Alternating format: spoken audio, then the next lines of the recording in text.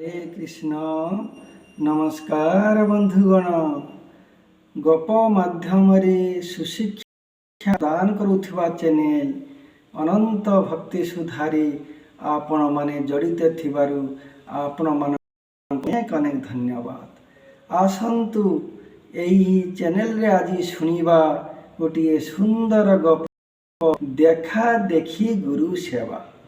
देखा देखी गुरु सेवा आहु एई गपरे आज आम शिक्षा पाइबा किभली अनुसरण आउ अनुकरण अनुरे कौन दोष कौन क्षति कौन असुविधा हुए ताहा आम जी गप भल भाव बुझीपर एवं शिक्षा पाइबा।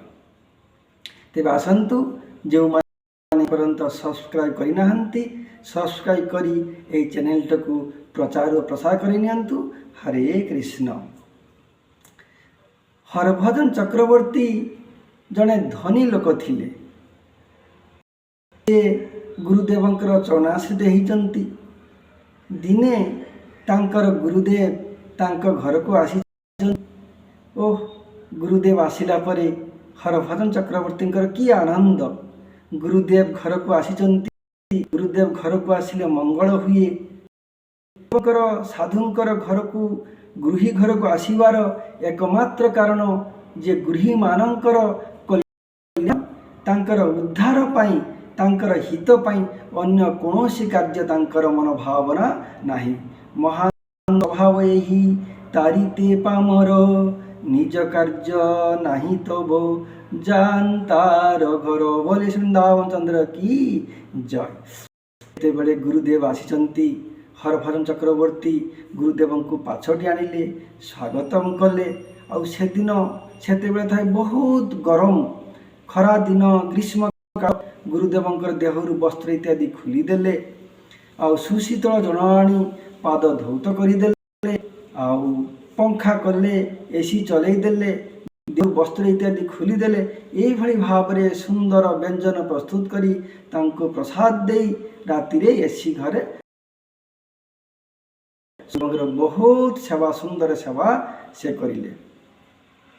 4 दिन पर गुरुदेव तांकर मठ को बाहुड़िले। दुख है स्वाभाविक। गुरुदेवंकर विच्छेद कौन शिष्य सही पारे। जहाँ गुरुदेव मठ को गले तांकर से हरभजन चक्रवर्ती जड़े चाकर थिले। एते सुंदर गुरुदेव सेवा देखी एंकर सेवा देखी मालिकंकर सेवा करवा देखी से मन मन मो घर को जो गुरुदेव आसवे मुझे सेवा करी गुरुदेव को संतुष्ट करी। किछि दिन पर कौन है से चाकर गुरुदेव तांको घर को आसी आउ चाकर मध्य खुशी हो गला। घरे समस्त मोर गुरुदेव सेवा मोर मालिक पाखरु सेवा शिखी आसी आ मु सेवा करी। ए वर्ष मो सेवाटा को आगामी वर्ष जेते बेले गुरुदेव आसबे तुम्हें मैंने सेवा करिवो।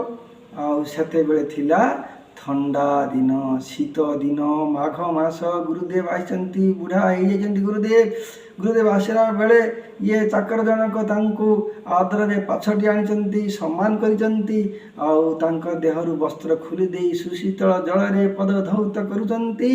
तापरे तांको ठंडा पवन एवं एसी प्रदान करुचंती। गुरुदेव मना करुचंती ना शिष्य मोर किछि लागिबो नाही एते सेवा करिया हबो नाही। एकरे ठंडा कष्ट किंतु शिष्य कहले ना मो मालिक ये सेवा करुथिले गुरुदेव भी मना करुथिले गुरुदेव भी मना करुथिले सेवा नेबे नाही बोली। गुरुदेव माने साधु माने महाजन माने एमिति कुहंती कारण तांकर सेवार अभिलाष नाही सेवा पाइबार इच्छा नाही कहा पाखरु सेवा ग्रहण करिबा इच्छा ये सब अभिलाष तांकर न थाए प्रशंसा ये सब तांकर अभिलाष न थाए। महाजन माने तांकर स्वभावटी यही कहा पाखरु सेवा ग्रहण करती ना।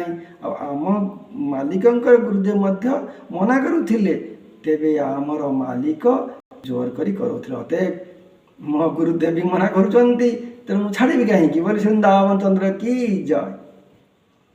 ଗୁରୁଦେବ ଯେତେ ମନା କରୁଥାନ୍ତି ଶୁଣିବାର ନ ଶୁଣି ଗୁରୁଦେବଙ୍କର ଲୁଗା ଇତ୍ୟାଦି ଖୋଲି ଦେଇ ଥଣ୍ଡା ଶୀତରେ ଥଣ୍ଡା ପାଣିରେ ଗୋଡ଼ ପାଦ ଆଉ ଥଣ୍ଡା ଜଳରେ ଅତର ଗୋଲାପ ଜଳ ପକାଇ ତାଙ୍କୁ ସ୍ନାନ ମଧ୍ୟ କରାଇଲେ। ଆଉ ବସ୍ତ୍ର ତାପରେ ବ୍ୟଞ୍ଜନ ଇତ୍ୟାଦି ପ୍ରସାଦ ତାଙ୍କୁ ଦେଇ ରାତିରେ ଘର ଭିତରେ ଶୁଆଇଲେ। ଗୁରୁଦେବ ମନା କରୁଥାନ୍ତି କିନ୍ତୁ ନ ଛାଡ଼ ବନ୍ଧା।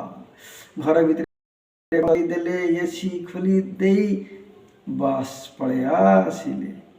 ଗୁରୁଦେବ ରାତିରେ କରୁଛନ୍ତି, କରିବେ କ'ଣ, ଉପାୟ ନାହିଁ। ଆଉ ଯେତେ ମନା କଲେ ଶିଷ୍ୟ ତ ଶୁଣୁନାହିଁ। ଆଉ ସକାଳୁ ଯେତେବେଳେ ଶିଷ୍ୟ ଜଣକ ଦେଖନ୍ତି ଗୁରୁଦେବଙ୍କର ଅବସ୍ଥା ଶେଷ। ଗୁରୁଦେବ ଆଖି ବୁଜି ଦେଇଛନ୍ତି। ସେତେବେଳେ ଶିଷ୍ୟ କହିଲେ, ଆରେ ଇଏ କ'ଣ ଗୁରୁଦେବଙ୍କର ହଠାତ୍ ଗୁରୁଦେବ ପରଲୋକ ଗମନ କରିଛନ୍ତି। କାନ୍ଦି କାନ୍ଦି କ'ଣ କରିବେ, କାନ୍ଦିଲେ, କହିଲେ ହେ ଗୁରୁଦେବ ଇଏ କ'ଣ ହେଇଗଲା।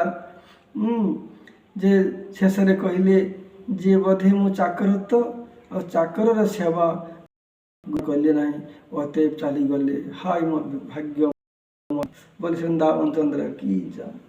ଅତଏବ ଭକ୍ତବୃନ୍ଦ ବନ୍ଧୁଗଣ, ଅନୁସରଣ କଲେ ଆମର କଲ୍ୟାଣ, ଆଉ ଅନୁସରଣ ନ କରି ଅନୁକରଣ କଲେ ଏଭଳି ପତି ପଦେ ପଦେ ବିପଦରେ ସମ୍ମୁଖୀନ ହେବାକୁ ପଡ଼ିବ, ଯେଭଳି ଏ ଚାକରର ଅବସ୍ଥା ହେଇଛି। ଅତଏବ ବନ୍ଧୁଗଣ, ଭଗବାନ କୃଷ୍ଣ କରିଥିଲେ, ଦେବଦେବ ମହାଦେବ ଆମେ ଏଇଭଳି କରିବା ସେଇଭଳି କରିବା କହିଲେ ଆମେ ଠକିଯିବା, ବିପଦରେ ପଡ଼ିଯିବା। କିନ୍ତୁ ସେ କିଭଳି ଭାବରେ କରିଥିଲେ, ଭାବରେ ଚାଲିଥିଲେ, ସେଭଳି ତାଙ୍କର ପଥକୁ, ଧର୍ମର ଭକ୍ତମାନଙ୍କର ପଥକୁ ଅନୁସରଣ କଲେ କଲ୍ୟାଣ ହେବ, ଆଉ ଅନୁକରଣ କଲେ ଆମେ ମହାନ ବିପଦରେ ପଡ଼ିଯିବା। ଅତଏବ ଭକ୍ତବୃନ୍ଦ, ଆମେ ଅନୁକରଣ କରି ମାନବ ଜୀବନେ ଏହି ଲାଭ ଯଦି ଗୋବିନ୍ଦେ କରେ ଭାବ। ଅତଏବ ଆମେମାନେ ମାନବ ଜୀବନକୁ ସମୃଦ୍ଧ କରିବା। ବୃନ୍ଦାବନ ଚନ୍ଦ୍ର କି ଜୟ। ହରେ କୃଷ୍ଣ, ନମସ୍କାର।